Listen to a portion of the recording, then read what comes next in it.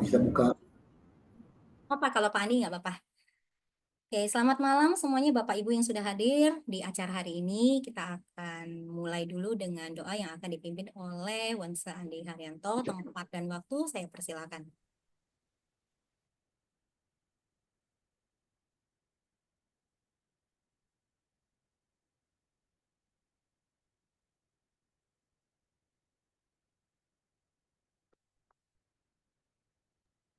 Wansa Andi.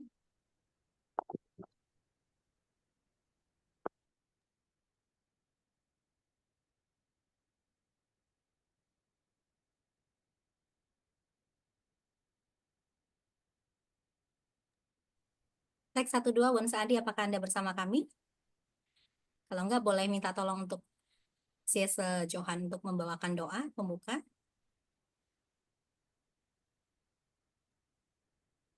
Terima kasih.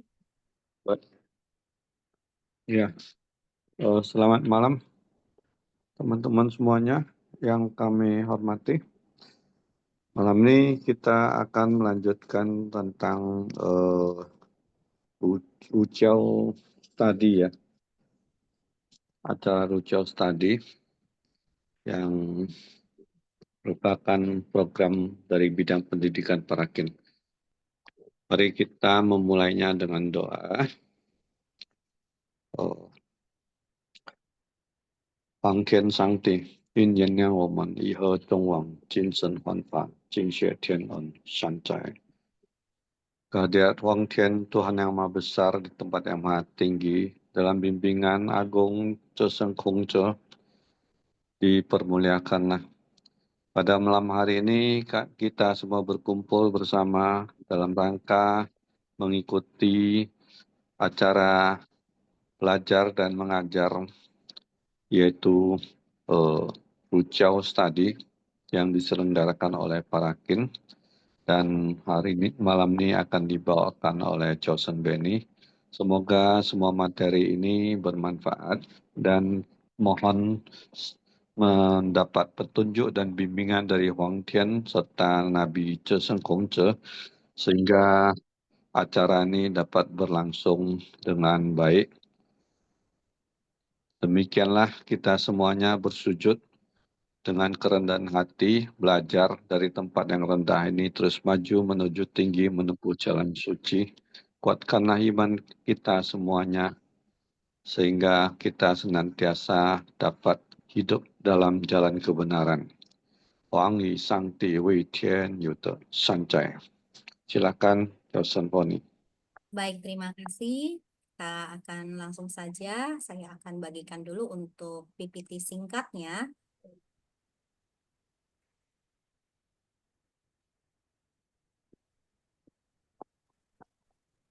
Baik, mari kita sambut Lucio Training and Development Series dari Parakin. Kita akan membahas topik mempertebal iman dan kali ini akan dibawakan oleh Johnson Benny. Johnson Benny, Ya, dipersilakan. selamat malam, Wita Tongdien.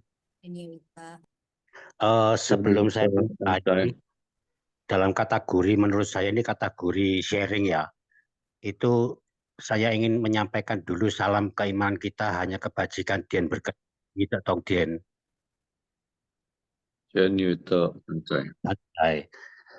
Kita mengenal kata-kata iman.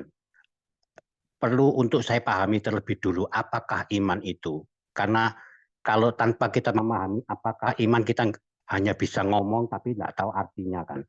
Iman kalau menurut pemahaman saya secara pribadi adalah suatu kepercayaan yang kita berikan pada sebuah ajaran kehidupan dari Huang Tian Sangti melalui para nabinya. Di sini saya mengimani bahwa Nabi Gongcu adalah Boktok Dien. Jadi ajaran Nabi Gongcu melalui keimanan saya itu yang harus saya praktekkan sesuai dengan ajaran yang saya pelajari. Dengan diantaranya salah satunya adalah tidak melanggar 4 pantangan dan melakukan semua ajaran Huang Tian melalui Nabi Gongcu yang telah saya terima.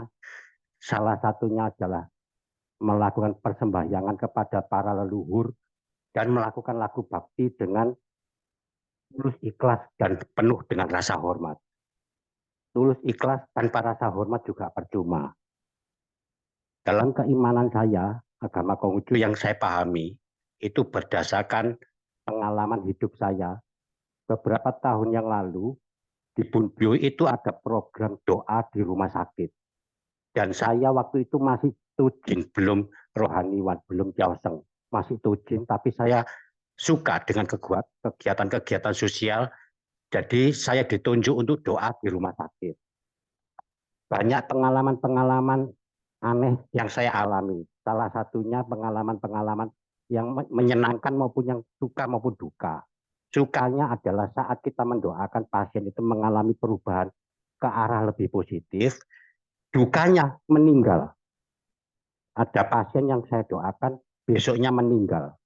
Jadi itu konteksnya suasana duka yang saya alami. Di saat melakukan doa di rumah sakit, saya tidak ada bekal apapun. Jadi sewaktu pasien itu meninggal, ya saya pelunga-pelungu. Apa yang harus saya lakukan? Saya tidak tahu, karena saya tidak ada bekal apapun. Akhirnya saya telepon ke Bunbyo. Kebetulan waktu itu di Bunbyo ada Tujin Untung namanya. Itu untuk saya seorang senior lah. Saya ceritakan ini pasien ini meninggal. Apa yang harus saya lakukan? Anu kok Beni, tolong kok Beni BCI di telinga yang wafat itu Ajai. Ya saya lakukan untuk bisik-bisik di telinga mayat tersebut dengan kata-kata Ajai. Semoga Tujin mendapatkan kelancaran dan diterangi jalannya menyatu kembali kepada Huang Gen. Jadi hanya itu yang saya lakukan karena memang saya tidak tahu dan saya tidak ada bekal apapun untuk menghadapi untuk menangani peristiwa-peristiwa seperti itu. Di sana saya pulang, saya berpikir rumah sakit itu tempatnya berkumpulnya semua energi negatif, baik negatif secara medis maupun non medis. Terus saya juga membayangkan imajinasi saya itu berkembang kemana-mana. Kalau sekarang pasien menderita sakit, terus saya doakan, matanya itu malik, tinggal putihnya tok, gerang-gerang, apa yang harus saya lakukan? Yang saya lakukan cuma satu, turun ke lobi, keluar ke parkir, yang ke sepeda motor pulang. Karena apa? Ya risiko untuk saya kan besar banget itu. Saya nggak berani ngambil risiko. Apa yang keluhan saya ini, saya keluhkan juga waktu saya mengikuti DAK di Tuban. Akhir Desember berapa tahun yang lalu, saya ikuti DAK di Tuban, itu saya keluhkan di situ. Untuk apa yang harus saya lakukan?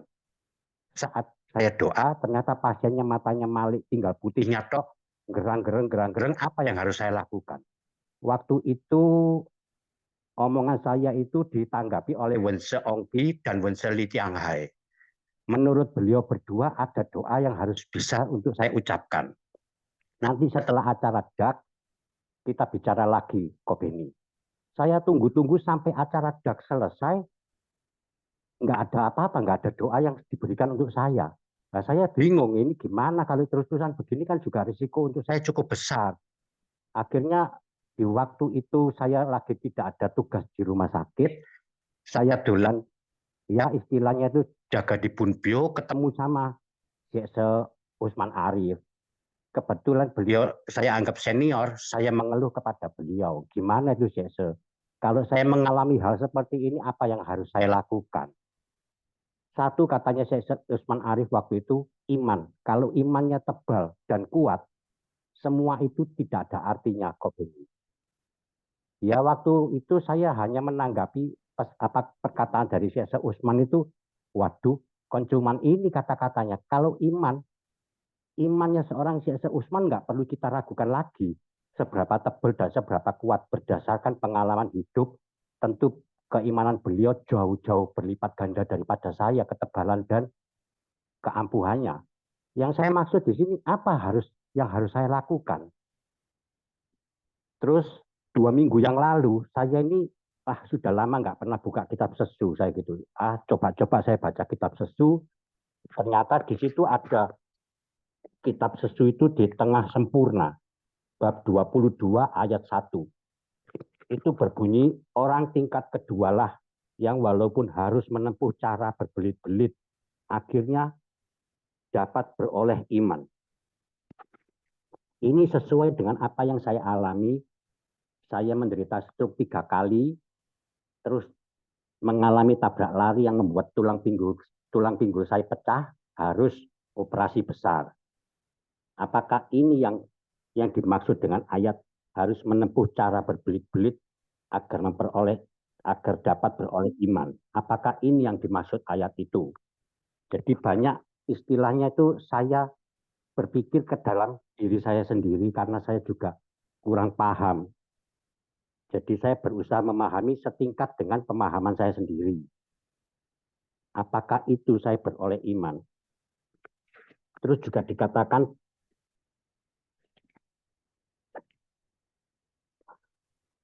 mana tadi?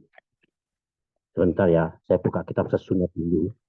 Ya, sambil buka mungkin si Ausen Benny boleh lihat ini nggak logo yang ada untuk buka video nggak ya? Saya udah kirimkan, tinggal diklik aja. Ada kelihatan nggak? Nah, oke.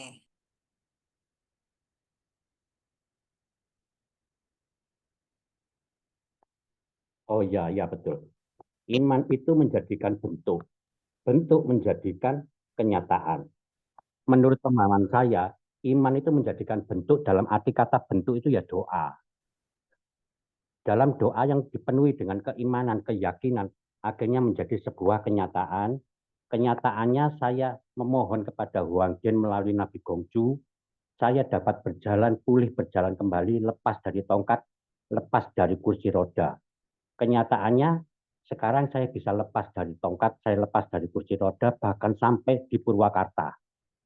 Itu menurut saya adalah kutipan ayat yang sangat sesuai dengan kenyataan hidup saya.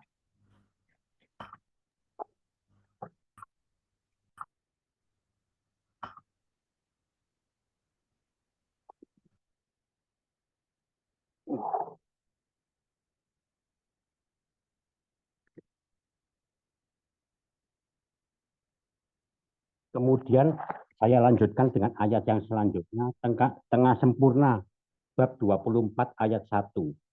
Iman itu harus disempurnakan sendiri dan jalan suci itu harus dijalani sendiri pula.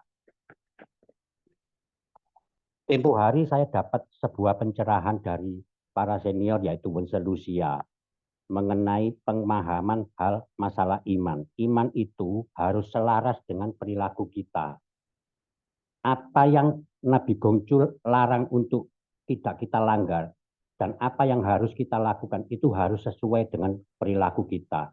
Misalkan 4 pantangan, ya jangan dilanggar. 4 kesusilaan itu jangan dilanggar. Yang tidak susila jangan dilihat, yang tidak susila jangan didengar, yang tidak susila jangan diucapkan, tidak susila jangan dilakukan. Itu jangan dilanggar. Terus persembahan kepada para leluhur dan laku bakti kepada orang tua dengan tulus, ikhlas, dan hormat itu harus dilaksanakan. Jadi iman itu harus selaras dengan perilaku kita. Kalau perilaku kita itu tidak sesuai dengan apa yang kita imani, itu namanya bukan iman, tapi amin. Seperti contoh saya setiap kali pindah kontrakan rumah, itu kan pasti mendatangkan mudin. Karena kita mengikuti budaya Jawa, kita tinggal di Jawa, kita manggil mudin, kita panggil beberapa warga sekitar untuk selamatan. Setelah Pak Mudin doa, kita mengamini, amin, amin. Jadi bukan mengimani, hanya mengamini saja. Jadi kalau ditanya saya, kok amin? Iya mengamini doanya. Keimanannya apa? Tetap Konghucu. Jadi harus selaras dengan apa perilaku kita. Mengenai laku bakti itu perilaku kita bagaimana terhadap orang tua. Semua orang tua tidak selalu benar 100%. Pasti orang tua itu terkadang ada salahnya. Namanya juga manusia. Dan kita sebagai anak wajib untuk mengingatkan. Kalau kita tidak mengingatkan, kita juga tidak melakukan laku bakti dengan baik. Kita harus mengingatkan, tapi cara mengingatkannya itu harus penuh dengan tata kesusilaan. Bukan dengan bicara dengan nada kasar, terus nada tinggi, itu juga bukan lagu bakti yang baik. Jadi kita mengingatkan dengan baik, dengan tulus, tanpa rasa perhitungan, termasuk contoh misalkan terhadap mama kita. Mama kita pernah berbuat salah, perilaku yang salah menurut kita pribadi. Ya kita mengingatkan, hanya sekedar mengingatkan. Kalau mama melakukan ini sebuah kesalahan. Nanti efeknya seperti ini. Harus kita jelaskan dengan data yang baik. Bukan asal ngomong bentak-bentak, itu bukan lagu bakti yang baik. Lagu bakti itu juga banyak yang harus kita pelajari. Contohnya, ada seorang anak hitung-hitungan memelihara mamanya dengan hitung-hitungan rupiah. Bagi saya, kalau Anda masih menghitung rupiah, Anda bukan lagu bakti itu. Itu namanya Anda bisnis dengan mama. Mama tidak pernah memperhitungkan berapa banyak uang yang mama keluarkan untuk diri kita dari mulai kita bayi sampai kita dewasa. Mama tidak pernah hitung-hitungan. Termasuk papa. Papa itu memang tidak pernah hitung-hitungan. Berapapun biaya keluar dari rumah sakit yang harus ditanggung, dengan cara papa itu menerima pekerjaan sehina apapun yang penting bisa mendapatkan biaya untuk mama dan anak ini keluar dari rumah sakit. Itu tidak bisa dinilai dengan rupiah maupun dolar. Jadi kalau kita berbicara kepada orang tua itu, jangan merasa karena kita sekarang berpengetahuan luas, berpenghasilan besar, terus ngomong seenaknya sendiri, sesuai dengan penghasilan kita, berapa hutang kita, nanti kita bayar.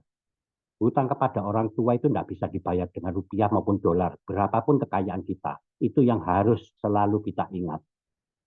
Jangan menyepelekan orang tua. Satu perkataan orang tua itu bisa mengakibatkan hal yang buruk bagi anak seumur hidupnya. Dan itu Wang Den Sangti pasti meridoi. Karena kita sudah tidak menghormati, tidak berperilaku laku bakti dengan penuh kesusilaan kepada orang tua. Jangan sekali-sekali berani kepada orang tua mengutarakan perkataan dengan nada tinggi, dengan nada kasar. Itu sangat tidak direstui oleh Nabi Gongju dan Wang Den Sangti. Jadi perlu kita untuk selalu mengingat lagu bakti. Karena itu juga sebuah bukan anjuran, tapi sebuah keharusan. Keharusan yang telah Nabi Gongju sabdakan untuk kita lakukan, bahwa kita mengimani agama Konghucu, jadi perilaku kita harus mencerminkan ajaran-ajaran agama Konghucu sesuai dengan pemahaman sebatas kemampuan pemahaman kita. Jadi kalau seperti saya ini pemahamannya mungkin ya sangat-sangat cecek lah, sangat-sangat rendah. Jadi banyak yang perlu pelajaran-pelajaran dari senior, termasuk dalam ayat ada yang dikatakan untuk peleburan.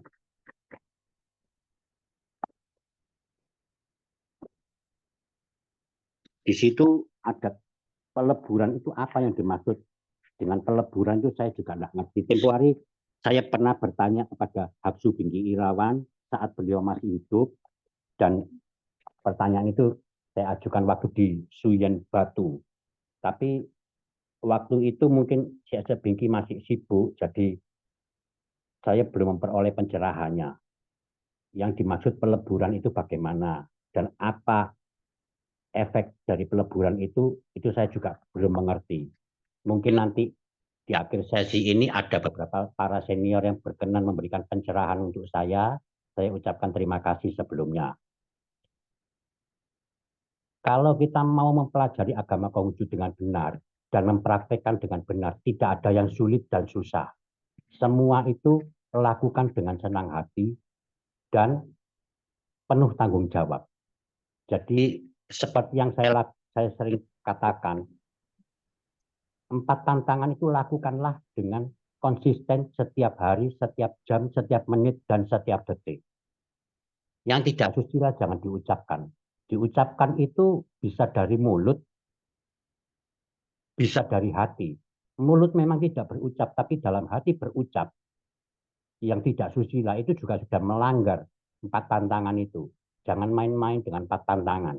Karena dari 4 tantangan itulah kehidupan kita nanti bagaimana ke depannya bisa kita ramalkan.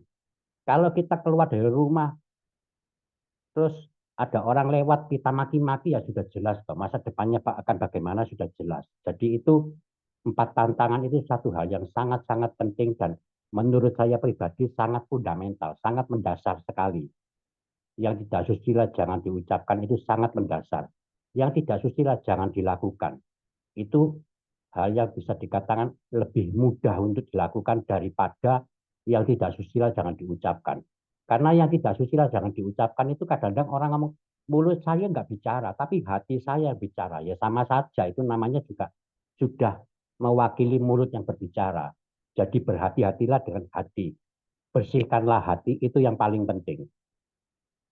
Keimanan yang tebal dan kuat itu akan membawa dampak yang luar biasa dalam kehidupan kita. Semua doa tanpa keimanan yang tebal dan kuat tidak akan pernah bisa terwujud. Hanya tinggal kita bagaimana, terus terang saya mengatakan satu tugas saya yang belum bisa saya lakukan adalah mempertebal. Bagaimana mempertebal iman itu? Apakah dengan membaca cing untuk sekian ratus kali atau harus dengan berpuasa? Itu yang terus terang saya belum pernah mendapatkan petunjuk bagaimana cara mempertebal iman. Mempertebal dan memperkuat. Karena saya yakin kalau iman itu tebal dan kuat, tidak ada hal yang mustahil. Semua terjadi. Seperti saya ini stroke 3 kali saya bawa Sinsei di Jember. Sinsei sudah mengatakan mukjizat. Anda bisa jalan dengan stroke 3 kali terus masih remuk tulang pinggul, Anda sudah bisa berjalan lepas tongkat, lepas kursi roda, itu sudah mukjizat. Karena apa? Saya mengatakan, ya saya lakukan doa dengan sepenuh iman. Saya yakin bahwa Huang Jin melalui Nabi Gongcu pasti mengabulkan permohonan saya.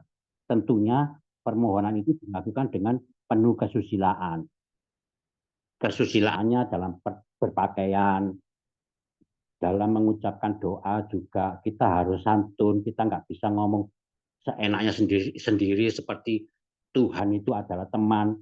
Enggak seperti itu. Kita harus melaksanakan doa itu dengan penuh hormat, rasa hormat. Semua tidak lepas dari tata susila.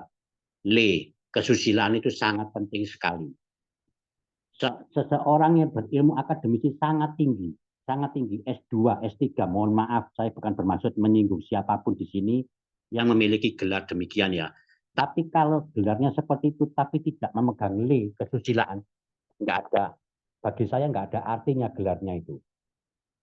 Yang penting adalah tata kesusilaan kita bagaimana, adab kita itu bagaimana.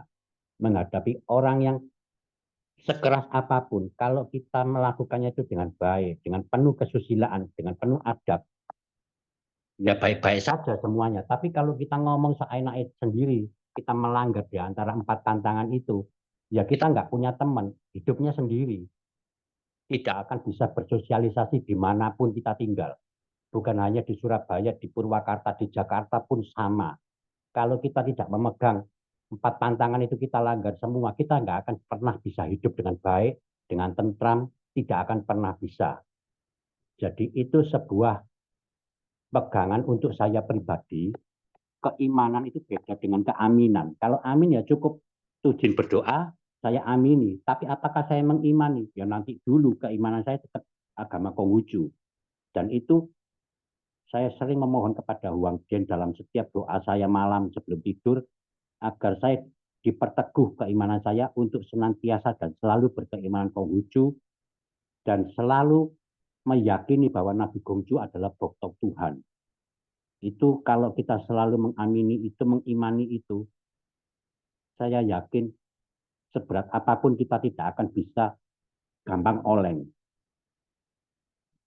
Jadi keimanan itu sangat penting. Mungkin itu yang dimaksud Haksu Usman Arif, saya juga kurang tahu. Karena waktu itu saya juga nggak mengerti apa yang dimaksud Usman Arif. Kalau iman kuat dan tebal, semua itu tidak ada artinya. Saya nggak mengerti. Bahkan sampai terakhir ini saya membaca kitab Sesu ini pun masih juga belum mengerti. Apa yang dimaksud Syekh Usman itu saya belum mengerti. Kalau keimanan Syekh Usman ya tidak perlu saya pertanyakan. Tapi tingkatannya seberapa ya jauh-jauh sekali kali daripada saya, jauh-jauh 10, 15, bahkan 100 kali lipat dari saya. Karena saya sendiri juga, umur saya juga masih seumur kulit jagung lah, sangat tipis sekali dalam hal keimanan agama Konghucu, dalam hal keimanan, dalam hal pengetahuan, saya masih tipis, kulit ari, kulitnya jagung itu, seumur jagung masih sangat tipis sekali. Beda tingkatannya dengan Syekh Usman Arif. Saya banyak memetik pelajaran-pelajaran hidup saat saya senggang di Bunbyo, beliau datang, sering saya berbincang-bincang, termasuk saat saya ada keluhan hal doa di rumah sakit. Jadi saya juga dalam hal ini saya mengajak para senior semua untuk senantiasa berkenan memberikan saya pencerahan. Karena saya merasa saya masih banyak yang perlu saya pelajari dan banyak yang perlu saya praktekkan dalam kehidupan ini. Sesuai dengan keimanan saya agama Konghucu melalui Nabi Konghucu. Banyak yang saya belum mengerti dan banyak yang belum saya paham. Terutama dalam kehidupan sehari-hari, saya berusaha untuk mempraktekkan dalam kehidupan saya sehari-hari sesuai waktu itu tugas saya sebagai tim pendoa. Jadi hal yang sangat saya takutkan itu adalah saat saya doa, si pasien matanya tinggal putihnya, terus isinya gerang-gereng, haho. Tapi tidak ngomong apa-apa, cuma gitu aja, haho. Itu justru saya yang takut. Kalau pasien masih ngomong, saya nggak takut. Tapi kalau sudah itu yang terjadi, itu saya yang sangat takut. Karena memang saya tidak punya bekal untuk itu, untuk menangani hal seperti itu saya nggak punya bekal. Apa yang harus saya lakukan? Ya paling saya turun ke lobi, keluar, ngambil sepeda motor pulang. Daripada saya dikerawuk, muka saya berdarah-darah, nanti pulang istri saya bingung. Ini suami saya apa bukan, kan gitu.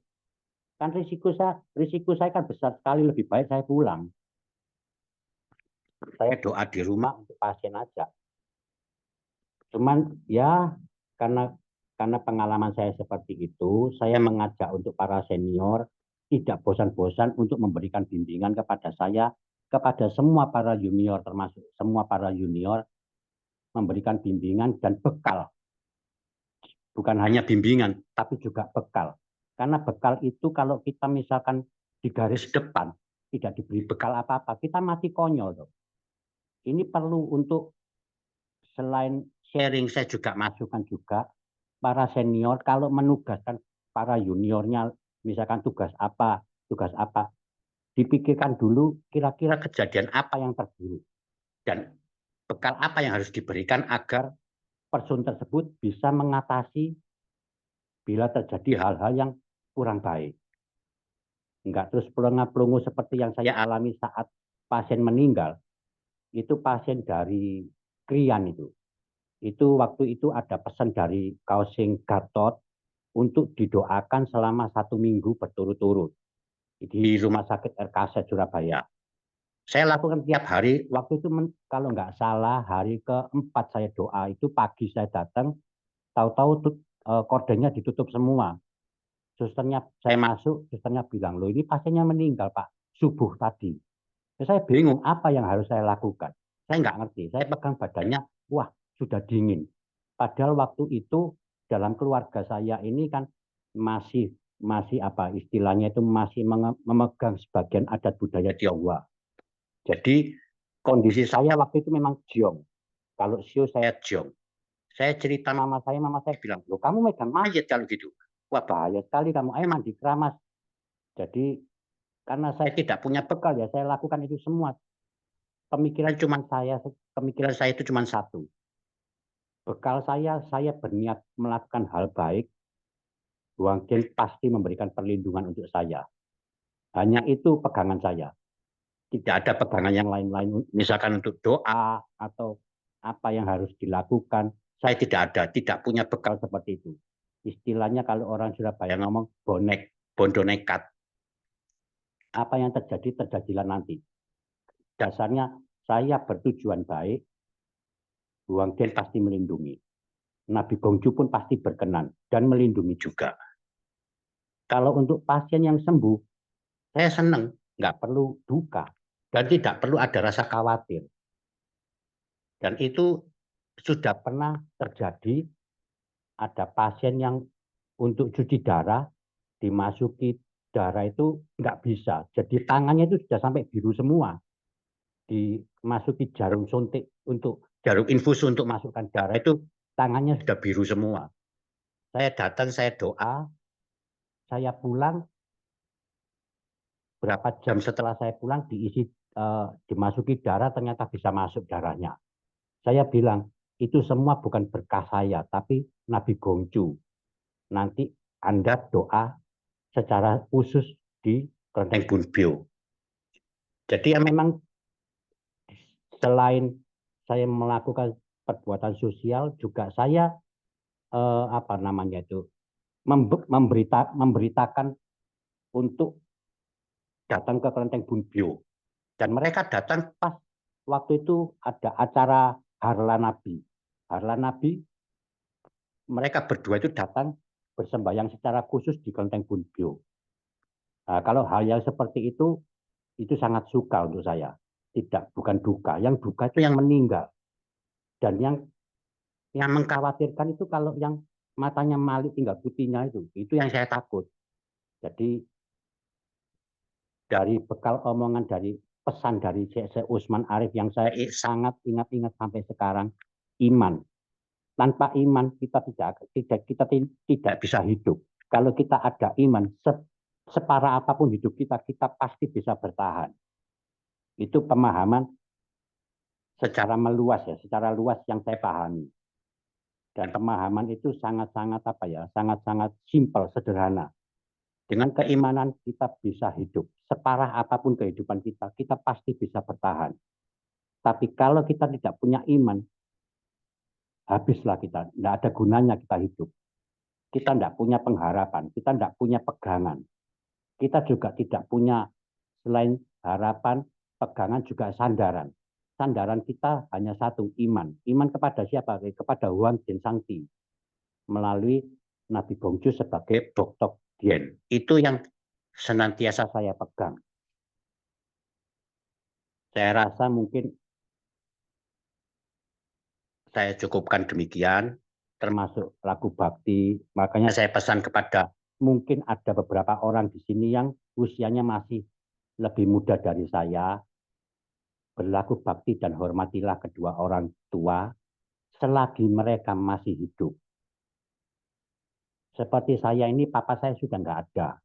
Beliau sudah berpulang terlebih dulu, tinggal mama saya. Tinggal satu mama. Saya berusaha untuk tulus, ikhlas, dan hormat dalam berperilaku bakti kepada kedua orang tua saya. Tanpa adanya rasa hormat, laku bakti itu tidak bisa dikatakan laku bakti yang benar. Harus hormat, itu harus senantiasa dipegang teguh. Kalau tulus ikhlas, semua anak mengatakan tulus ikhlas kepada orang tua. Tapi hormat itu loh, itu yang sangat penting ditekankan. Karena biasanya sang anak merasa lebih pintar, terus menggurui orang tuanya dengan nada-nada yang tinggi, nada keras, itu sudah bukan laku bakti. Dengan alasan satu, papa salah, mama salah. Mama dan papa itu tidak mungkin, bukan manusia super, nggak akan 100% selalu benar. Ada salahnya. Sang anak itu wajib untuk mengingatkan. Kalau tidak mengingatkan juga bukan perilaku yang laku bakti. Karena apa? Menjerumuskan orang tua. Orang tua salah kok didiamkan. Tapi cara mengingatkan itu kan harus dengan penuh tata kesusilaan yang baik. Dengan rasa hormat. Bukan dengan cara berbicara dengan nada yang keras, dengan kasar, bukan seperti itu. Kalau itu berarti kita juga tidak melaksanakan ajaran Nabi dengan baik dan benar. Kalau kita tidak melaksanakan ajaran Nabi dengan baik dan benar, kita tidak patut mengatakan bahwa kita itu beriman kepada Nabi Gongju. Nggak bisa. Berarti kita hanya mengamini saja, bukan mengimani. Kalau mengimani, ya kita harus sesuai dengan ajaran Nabi itu bagaimana. Melakukan laku bakti dengan tulus, ikhlas, dan hormat. seperti Nabi Sun, riwayat Nabi Sun yang beliau yang sangat begitu hormat kepada orang tuanya. Itu semua adalah tuntunan dan bukti-bukti di dalam sejarah yang pernah kita ketahui ajaran dari para guru-guru agama Konghucu yang pernah kita dengarkan dulu. Bagaimana Nabi Sun mengalami siksaan dari kedua orang tuanya, toh tetap beliau sangat hormat kepada kedua orang tuanya, walaupun mendapatkan siksaan yang demikian parah. Jadi himbauan saya kepada generasi muda untuk senantiasa berlaku bakti dengan benar. Dengan benar itu tulus, ikhlas, dan hormat. Penuh dengan rasa hormat. Itu penting. Tanpa rasa hormat, laku bakti itu bukan laku bakti yang benar. Hanya sekedar ala kadarnya, melakukan ala kadarnya, hormat. Laku bakti saya memberikan makan, saya nuntun kok. Mama kemana saya tuntun. Mama mau makan tak dulang. Saya suapin.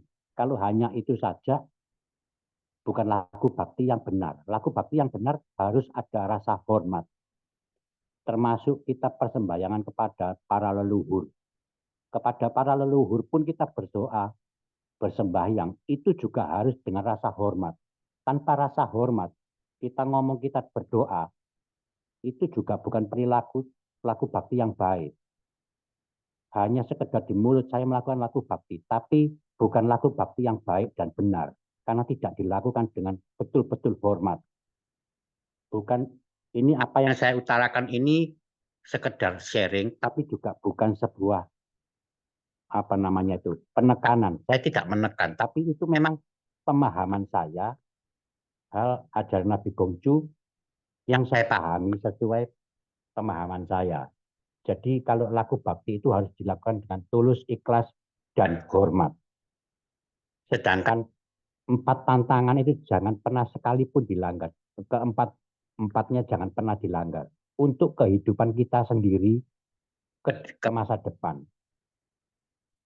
Kalau hidup kita penuh dengan kesusilaan, itu hati dan pikiran itu bisa tenang. Saya ambil contoh saya ini dulu karena orang Surabaya ya. Orang Surabaya itu kan sedikit-sedikit meso, maki. Cuk, kesenggol sedikit, kaki kena kesandung batu, meso sudah. Cuk, itu mulai saat ini ya sudah hampir berapa ya? Bukan hal yang perlu saya sombongkan, tapi saya utarakan hanya sekedar contoh saja. Ya sekitar mungkin 5 tahun inilah saya sudah tidak pernah seperti itu. Kalau kesandung ya kali saya mau, aduh sakit. Cuman gitu aja, nggak perlu meso. Karena di antara 4 tantangan itu kan yang tidak susila jangan diucapkan. Bagi saya misuh itu sudah hal yang tidak susila dan itu tidak patut untuk saya lakukan karena sudah melanggar 4 tantangan sesuai dengan omongan ajaran Nabi Konghucu yang pernah saya terima melalui guru-guru agama Konghucu saya, para senior saya. Jadi yang perlu saya tegaskan di sini, hal keimanan itu, yang pertama, hal keimanan itu patut untuk kita pegang teguh dan kita pertebal. Kalau keimanan kita itu tebal, cukup tebal, kita nggak gampang goyah. Saat saya sakit, tabrak lari 2 kali itu kan ada bos saya itu, bos pemberi modal untuk saya kelilingan barang pecah belah, tapi bahan dari plastik. Dia itu juga seorang pendoa, tapi dari tetangga ya, aliran tetangga.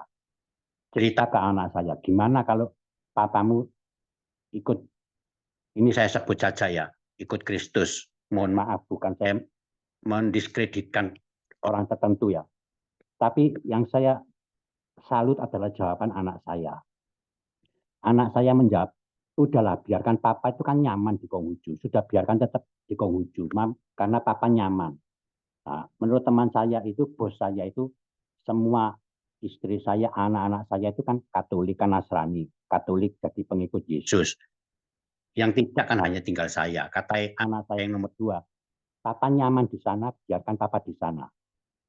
Sudah, jangan diutik-utik. Terserah papa. Papa merasa nyaman di sana, ya sudah. Saya ngomong dalam hati waktu itu, ini apakah ini juga sebuah penguatan cara-cara yang tidak kita ketahui dari Huang Zhen dan Nabi Gongju untuk memperkuat keimanan saya. Saya juga nggak mengerti. Kalau memang itu salah satu jalan saya harus memperkuat keimanan saya, ya saya lakukan. Karena tanpa saya ketahui ternyata ada dukungan dari anak saya yang notabene bukan orang Konghucu, Katolik anak saya. Jadi cara Huang Zhen dan Nabi Gongju bekerja kan bukan cara kita. Kita nggak bisa mengharuskan cara kerjanya seperti ini, nggak bisa. Jadi harus kita yang mengikuti cara-cara Nabi Gongju, kita yang mengikuti cara-cara Huang Zhen Sangti. Bukan terbalik. Apapun penderitaan kita, selama kita berkeimanan sangat kuat, saya yakin kita akan tenang. Hidup itu akan tenang, damai, tenang, tentrem. Nggak akan ada kekhawatiran, ketakutan, nggak akan ada seperti itu. Dari situ saya mencoba belajar, akhirnya saya mencoba memiliki keyakinan bahwa apapun yang saya takutkan, saya baca Jing ini pasti hal itu akan sirna. Salah satu Den Tao Jing, yang saya baca Jingnya itu Den Tao Jing. Saya dapat pencerahan dari Wen Zheyican untuk dibaca 108 kali. Karena saya merasa harus mempertebal keimanan saya baca itu 108 kali selama 1 minggu. Setiap malam saya mau tidur, saya baca. Setiap malam saya mau tidur, saya baca. Salah satu dari 4 tantangan kan yang tidak susila jangan dilihat. Nah, kalau baca Jing yang saya lihat kan susila. Makanya saya merasa tidak melanggar apa yang Nabi Gongju ajarkan. Jadi penting bagi kita semua untuk senantiasa mengingat ajaran Nabi Gongju dan mengimani ajaran Nabi Gongju, bukan mengamini. Kalau mengamini berarti kita tidak berhak menyatakan bahwa kita beriman agama Konghucu. Saya rasa saya cukupkan untuk sekian ini. Bila memang ada kekurangan-kekurangan dalam pembicaraan materi ini, sharing ini, nanti mohon para senior bisa memberikan masukan pencerahan untuk saya pribadi. Saya akhiri dengan peneguhan keimanan kita hanya kebajikan Tuhan berkenan. Wita Tong Jen. Jen Yu Ita Sancai. Terima kasih Johnson Benny atas pemaparan materinya yang luar biasa. Nah, sekarang kita buka sesi untuk pertanyaan dan pernyataan ya. Jadi Anda yang mau kasih pertanyaan dipersilahkan, boleh raise hand dulu untuk saya buka mic-nya dan juga pernyataan. Namun saya mau ingatkan Anda untuk bertanyalah dan membuatlah pernyataan sesuai dengan apa yang dibahas ya. Jadi mohon tidak melebar, kita akan fokus ke materi ini. Kita punya waktu sekitar 5-7 menit untuk membahas. Dipersilakan ada yang mau bertanya atau ada yang memberikan penambahan. Di sini saya lihat Sese Johan ada sharing ini ya. Sharing mungkin boleh dari Sese Johan dulu sambil Ya, terima kasih. itu ayat yang tadi disebutkan oleh Johnson Benny tentang iman ya. Jadi yang dikutip oleh Johnson Benny tadi ada di kitab Chong Yong, yaitu bunyinya Cheng Zhe Xing, Xing Zhe Zhu, Zhu Zhe Ming, Ming Zhe Dong, Dong Zhe Bian, Bian Zhe Hua. Ya. Jadi yang tadi Johnson Benny tanyakan tentang peleburan itu, bahasa Mandarinnya adalah Hua. Hua itu bereaksi ya. Jadi seperti Hua Xue itu reaksi kimia, atau Hua itu adalah berubah menjadi bentuk yang lain. Nah, jadi Cheng yang disebut dalam iman itu, dalam kitab agama Konghucu yang diterjemahkan oleh Tashi Shi Caing itu, Cheng itu diterjemahkan menjadi iman. Jadi iman itu sulit menjelaskannya, tapi kalau Cheng sendiri, kalimat huruf Cheng itu artinya tulus, hati yang tulus, hati yang jujur, tidak diembel-embelin apa-apa. Jadi apa adanya, tulus, jujur, tidak munafik, tidak menutup-nutupi kebenaran, semuanya mengikuti fakta apa adanya. Itulah Cheng. Jadi Cheng itu merupakan dasar yang sangat ditekankan di dalam agama Konghucu, ya. Orang yang punya Cheng Xing, ya, dia itu punya kejujuran, dia melihat segala sesuatu tanpa menutupi dengan nafsu sendiri atau keinginan ataupun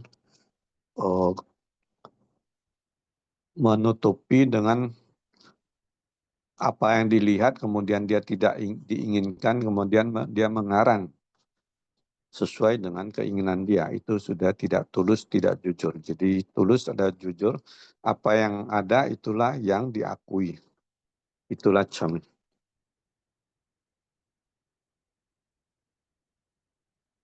Jadi Cheng merupakan keimanan yang diterjemahkan sebagai keimanan. Dalam agama lain itu, iman itu adalah keyakinan tanpa memperdebatkan atau mempertanyakan kebenarannya. Sementara dalam keimanan di agama Konghucu, Cheng itu adalah ketulusan, kejujuran. Jadi apa yang terlihat itulah yang diakui sebagai kebenaran. Jadi yang benar ya benar. Dan Cheng itu sendiri bisa diuji dan dipertanyakan. Sehingga kadang kita menyimpulkan sesuatu atau berpendapat sesuatu, tetapi tidak dilandasin dengan kejujuran atau kenyataan, itu bukan iman, itu bukan fakta, itu bukan ketulusan. Nah, orang yang memiliki hati yang tulus, jujur, dia tidak menutupi kebenaran, dia tidak membumbui, dia tidak terpengaruh pikirannya sendiri, nafsu dan keinginan, itu harus dijaga terus, ya, dijaga terus dalam hati, ya. Mengce mempunyai satu istilah yaitu hauran zeci. Jadi ketika kita melihat sesuatu atau menyikapi sesuatu, langsung serta-merta tanpa berpikir. Jadi refleks yang pertama kali muncul itulah Cheng, itulah hauran zeci. Dan itulah kejujuran yang ditekankan di dalam keimanan agama Konghucu. Nah, kita memiliki kejujuran seperti itu, dan kejujuran itu kita jaga terus di dalam hati, maka dia akan membentuk, ya, dia akan membentuk dan dia meraga keluar menjadi ekspresi dari ciri khas kita, ya. Dan ekspresi itu semakin lama semakin banyak dan semakin nyata. Jadi kita seorang penganut agama Konghucu, dia harus punya ekspresi yang tegas, yang nyata bahwa dia adalah orang yang jujur, dia orang yang tulus. Dan itu terlihat dari setiap mimik wajahnya, dari tutur katanya, dari tindakannya maupun bahasa tubuhnya. Itulah kemudian dia menjadi Ming, ya. Sehingga dia Ming itu terang benderang, terlihat dengan jelas, ya. Jadi kejujuran kita itu terekspresi di wajah dan sikap tubuh kita, lalu orang-orang lain melihatnya itu dengan sangat jelas, ya. Dan kemudian itu Ming Tung itu dapat bergerak, menggerakkan, ya, menggerakkan perasaan orang lain di sekitar kita atau hati kita, sehingga pergerakan itu lalu menimbulkan berdampak perubahan, ya. Tung Pian, Pian Hua. Nah, perubahan itu adalah ke arah yang positif dan tidak hanya dalam lingkup yang kecil, tetapi terus melebar ke lingkup yang lebih besar. Itulah kemudian menjadi hua. Hua itu peleburan, diartikan sebagai peleburan. Jadi bisa memberi dampak, memperbaiki orang-orang ke arah yang positif.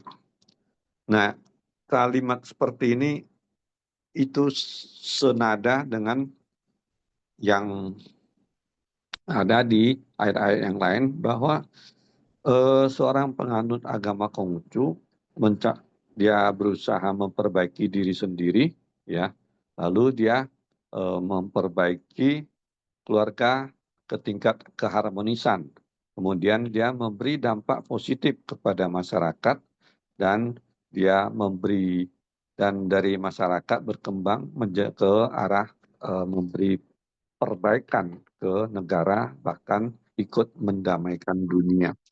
Jadi kebaikan itu tidak cukup hanya kita pikirkan atau kita ucapkan, tetapi harus diwujudkan, diperagakan, digerakkan supaya memberi dampak perubahan yang ke arah positif.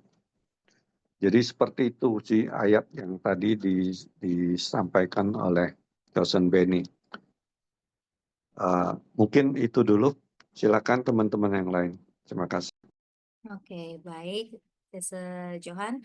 Oke, sekarang sebelum kita ke akhir acara dan pengumuman, saya mau ngambil foto dulu bersama-sama. Boleh ya? Jadi tolong semuanya dibuka kameranya. Oke, di sini ada Pak Yudani, kenapa dimatiin lagi? Oke, hidupin ya. Koteksiang, Dr. Liang Kaspe, Gusmus, Andres, Celusia, Simon.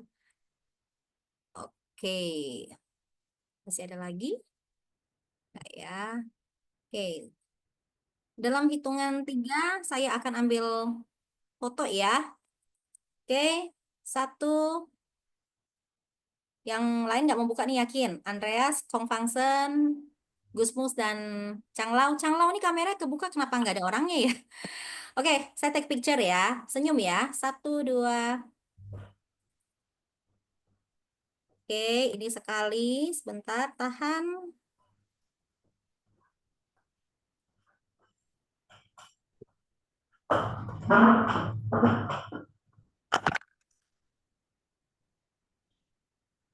Oke, sekali lagi ya. Tampilan gambar. Hai. Prepare. 1, 2, 3. Hai. Oh, sebentar. Nah, Changlau sudah buka nih. Oke, Changlau, mukanya kenapa hitam? Silahkan dibuka ini. Lampunya, oke. Wah, nah begini jadi kan kelihatan ya. Tadi sosoknya misterius sekali nih. Oke ya, sekali lagi ya. 1, 2, 3. Oke, ini saya butuhkan dokumentasi karena nanti yang hadir 9 kali ya berturut-turut, ya nggak harus berturut-turut sih, dari materinya kita, maka Anda berhak untuk klaim sertifikat ya. Jadi nanti ini sebagai barang bukti gitu. Oke, terima kasih. Sekarang boleh kalau mau nutup kamera lagi, monggo. Saya mau tunggu ada pertanyaan atau pernyataan, silakan. Yang mau stay buka kamera, it's okay. Nggak apa-apa. Ada yang memberi pernyataan atau pertanyaan? Kalau enggak, saya lanjutkan selanjutnya nih. Belum ada ya? Baik. Nah, jadi terima kasih atas pemaparan materinya yang keren banget. Dan izinkan saya untuk sharing dulu. Untuk informasi, sebentar, saya close dulu ya. Nah, ini kita sudah masuk ke pengumuman. Cuman kalau nanti di tengah pengumuman ada pertanyaan, dipersilakan. Baik, jadi sebenarnya itu ini materi. Saya skip ya. Nah, jadi Anda-Anda yang hadir nanti materinya akan saya upload ke YouTube ya. Namun untuk materi khusus kali ini saya tidak akan upload untuk publik. Saya akan bikin unlisted. Kenapa? Karena tadi ada sedikit kita membahas tentang agama orang lain gitu ya. Karena agar tidak memicu konflik yang tidak diinginkan, maka saya akan bikin unlisted. Linknya tolong dibagikan ke internal saja. Nah, kalau materi yang kemarin minggu lalu saya sudah recheck itu aman. Nanti setelah ini akan dibikin public, jadi semua orang bisa mengakses ya. Nah, tanpa harus buka link. Kemudian ini bagi rekan-rekan, kalau yang mau ningkatin SDM-nya masing-masing, boleh bikin rekaman ya bentuk video, durasinya sorry ini agak ini ya. Sebenarnya itu maksimal 3 menit ya. Jadi kenapa 3 menit? Jangan minimal, karena kalau maksimal 3 menit orang itu mesti mau nonton ya. Kalau kepanjangan orang udah males. Coba lihat deh di TikTok itu biasanya videonya tuh pendek-pendek ya. Nah, kemudian perkenalkan diri, nama, asal daerah mana, lalu ceritakan yang berkesan tentang materi Chosen Benny hari ini. Kemudian rekaman disarankan untuk landscape, tapi tergantung ya, tergantung supaya yang penting Anda nyaman aja, yang penting bikin rekaman deh.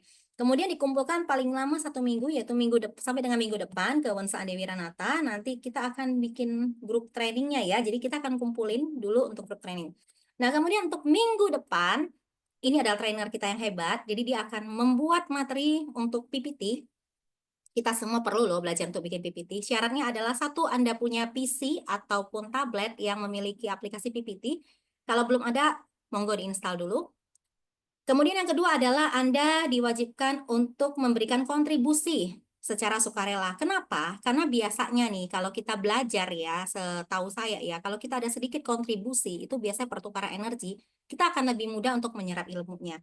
Nah, kontribusi ini akan diberikan kepada para kin untuk kebaikan bersama ya. Jadi bukan untuk kita para speaker ya. Nah, lalu siapa Jusui? Jusui singkatnya adalah dia sudah lama sekali berkiprah. Anda boleh baca dan intinya dia udah 15-an tahun ya. Saya bareng-bareng sama dia. Kita adalah trainer juga di Heci. Jadi kalau PPT itu semua rata-rata dari dia. Kita megang Heci Barat ya.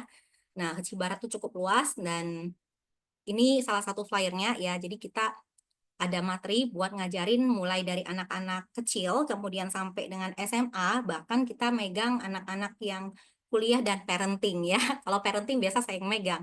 Nah, kemudian saya minta semua yang ada di sini, kalau misalnya Anda punya sesuatu skill, tolong di-share ke kita, supaya kita bisa nih mengarahkan untuk apa nih materi yang mau dibawakan. Tujuannya agar apa? Supaya teman-teman kita, terutama yang di Parakin, yang di Konghucu, secara SDM itu bisa maju ya. Karena yang bikin maju misalnya sebuah komunitas adalah SDM-SDM dari orang-orang yang ada di dalamnya. Setuju ya? Nah, ini dia minggu depan Easy Ways to Make Presentation by Jusui. Nah, jadi nanti kita langsung praktek ya. Jadi kalau Anda yang berpikir bahwa, aduh saya tidak punya laptop, saya tidak punya tablet, tapi saya mau belajar, boleh nggak? Boleh, namun tidak maksimal. Nanti rekaman ini tidak akan dibagikan secara umum. Kita akan bagikan hanya kepada yang kontribusi saja, biar fair ya. Nah, kemudian apa yang saya minta adalah tolong di list skillnya kalian apa aja. Ini contohnya, ini dari saya ya. Jadi lulusan apa misalnya. Nah, audit cuma saya nggak ngajar audit ya. Jadi misalnya kalau untuk yang linguistic programming ini berkaitan dengan psikologi, pemrograman pikiran, bagaimana untuk peningkatan SDM secara cepat. Nah, itu saya bisa. Kemudian untuk trainer kompetensi, nah kalian bisa boleh lihat ya, misalnya di sini ya. Jadi saya ada gelar keuangan, saya ada gelar psikologi. Kalian boleh request nih misalnya. Nah, kemudian juga untuk ini ya, salah satunya adalah kalau misalnya kalian mau meningkatkan keuangan dengan cara apa? Oh, saya mau bikin channel YouTube nih. Nah, ini saya kasih contoh channel YouTube-nya saya. Mana tahu nih kalian nanti mau update ya, pengen saya mau belajar ya untuk punya channel YouTube karena channel YouTube itu menghasilkan ternyata ya. Nah, jadi channel YouTube saya nggak banyak, belum besar. Saya baru punya sekitar 20.000 peserta aja. Itu masih kecil kalau untuk di YouTube ya, kecuali udah jutaan gitu. Namun menurut saya kalian harus punya keberanian untuk bisa upgrade. Boleh nggak punya YouTube sendiri? Boleh, nanti setelah kalian punya YouTube sendiri, kalian boleh update misalnya hal-hal yang kalian punya. Contoh paling gampang saya lihat adalah di Parakin tuh ada yang bisa Tai Chi ya, atau misalnya bisa apa tuh kemarin tuh pertunjukan nari atau apa itu, monggo dipersilahkan untuk bisa di take video, dimasukkan ke YouTube, kita nggak akan pernah tahu ya. Boleh YouTube, boleh TikTok. Sekarang sih segmented banget ya. TikTok itu video-video singkat tuh boleh. Nah, ini contoh dari punya saya. Kita lihat aja sekilas saja ya, hanya pengenalan, tahu aja. Yang penting, oh ternyata gampang loh ya sebenarnya untuk bisa update. Nah, ini adalah saya punya community. Namanya Wisdom Invest. Anda kalau yang mau belajar untuk trading, terutama saya pegang psikologi tradingnya ya, untuk trading boleh. Nah, ini kita udah upload 600-an video ya. Kemudian kita subscribernya 20 ribuan. Nah, ini boleh kalian untuk lihat-lihat untuk belajar ya. Ini cuma sekilas. Lalu terakhir saya akan bagikan kepada kalian orang-orang atau rekan-rekan yang sudah menyetorkan video. Kita akan lihat contoh videonya sekarang. Tujuannya buat apa? Nanti nih ke depan kalian akan lihat perkembangan dari orang-orang yang sudah berkenan untuk sharing. Nah, jadi kemarin itu dikasih tugas, ternyata setelah dikasih tugas nggak semuanya orang itu mau ngerjain. Ya, hanya orang-orang yang memang mau kasih effort untuk bisa terlibat, mereka bikin video dan kita saksikan bareng ya. Tunggu sebentar ya. Ini ada 3 video yang saya akan sharing kepada Anda. Nanti Anda boleh lihat sekarang, kemudian nanti 3 orang ini akan di-add juga ke dalam WA training ya, supaya apa? Supaya nanti bisa update. Nah, coba cek dulu suaranya kedengaran nggak ya? Sebentar.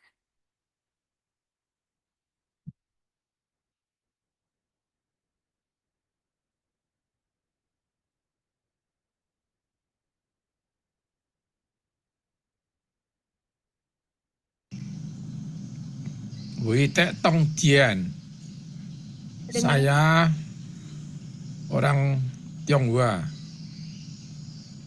tidak melupakan ajaran agama Konghucu sebagai pedoman hidup jalan kebenaran. Seharusnya orang Tionghoa tidak melupakan budaya leluhur untuk berbakti kepada orang tua, kepada orang yang lebih tua. Bila mana orang Tionghoa yang tidak berbakti kepada leluhur, maka dia akan mendapatkan hidup yang tidak bahagia, yang tidak dapat berkah. Baik itu hidup di dunia maupun setelah dia meninggal dunia. Kami orang Tionghoa selayaknya tidak melupakan ajaran leluhur sebagai rasa bakti cinta kasih sesuai dengan ajaran Nabi Konghucu. Wei Tek Tong Dian, Xian Cai. Wei Tek Tong Dian. Perkenalkan, nama saya Unsur Junarto dari Klenteng Oksipi Bojonegoro. Hari ini saya akan sharing tentang kriteria atau panduan laku bakti kita dalam ajaran agama kita Konghucu. Yang pertama adalah tidak membuat nama buruk untuk orang tua kita, yang dinamakan dengan an atau ketenangan. Yang kedua adalah segala bentuk kesusahan maupun risau ditopang digantikan oleh anak yang dinamakan dengan wei atau hiburan. Yang ketiga, memberikan sandang, pangan, tutur kata santun, bermimik wajah yang ceria terhadap orang tua kita dinamakan dengan jing atau hormat.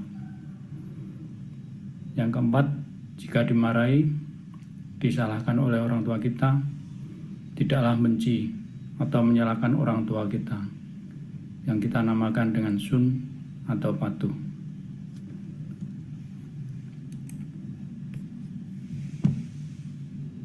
Ayah, ibu kita adalah orang tua yang melahirkan kita semua, yang menghidupi dan membesarkan kita. Meski tak punya uang, mereka tak akan membiarkan kita kelaparan. Meski susah, mereka akan berusaha membuat kita nyaman. Orang tua selalu mengalah untuk kita, anak-anaknya. Ada makanan enak, mereka sengaja tidak makan. Ingin sesuatu, mereka tidak ingin membelinya. Mereka berhemat untuk kita semuanya. Kita banyak berhutang budi kepada orang tua kita. Mereka telah rela berkorban, tetapi tidak meminta balas jasa dari kita. Tidak pernah mengeluh, tidak pernah menghitung untung rugi. Hati mereka diletakkan dalam jiwa kita. Kehidupan orang tua kita cuma hanya sekali. Mari kita hargai mereka, karena akan tiba saatnya kita tidak akan bisa bertemu kembali dengan mereka. Jadilah anak yang berbakti, sesibuk apapun, mari kita temui mereka untuk melihat mereka selagi mereka ada. Demikian sedikit sharing tentang laku bakti dalam ajaran agama Konghucu yang kita imani bersama-sama. Senantiasa bermanfaat dan memberi peneguhan bagi iman kita semua. Weta Tongtien. Sanjay. Weta Tongtien. Saya Eko Arif Darmawan. Saya mau sharing tentang materi laku bakti seorang anak adalah ciri utama seorang pemimpin yang telah diulas minggu lalu. Konfusius dengan sangat tegas mengatakan bahwa menghormati orang tua itu sangat penting karena orang tua adalah wakil dari Tuhan, diam dan keadilan, kemakmuran bertitik tolak dari penghormatan kepada orang tua kita sendiri maupun orang tua lain-lainnya lah, orang yang lebih tua dari kita. Sehingga menurut saya yang menarik tentang bakti sebagai anak adalah ciri utama seorang pemimpin. Anak yang berbakti itu cenderung memiliki perilaku sebagai pemimpin yang bijaksana dan penuh kasih. Orang tua merupakan fondasi dari kehidupan anak. Sehingga sampai usia berapapun, anak tetap perlu menjaga laku baktinya kepada orang tua. Sama halnya seperti seorang pemimpin, perlu tetap melayani walaupun sudah di kepemimpinan yang tertinggi, sibuknya yang minta ampun, dia tetap harus melayani. Praktek memuliakan orang tua ketika menjadi pemimpin haruslah berpegang kepada hal ini. Tetap menjaga kehormatan dan integritas sehingga pemimpin tidak melakukan hal-hal yang memalukan seperti korupsi, berbohong, cari muka, cari panggung, mau show off sendiri untuk kepentingan diri sendiri. Seorang pemimpin harus tetap bisa mengabdikan dirinya secara maksimal untuk banyak orang.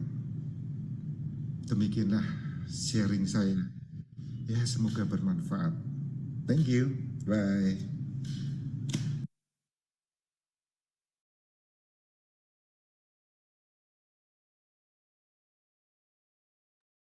Oke, demikianlah ini 3 video yang memang disubmit ke kita. Jadi Anda juga mungkin bisa lihat ya, ada pembawaannya yang rileks, ada yang santai, ada yang sambil bikin video ada lewat iklan nih, iklan roti gitu ya. Nah, kemudian juga landscape atau segala macam. Nah, itu kita perlu kenapa? Supaya kita latihan. Kan ketika kita sudah terbiasa nanti bikin video ini, manfaatnya nanti banyak. Manfaatnya apa? Kita bisa membabarkan banyak hal baik melalui video-video singkat.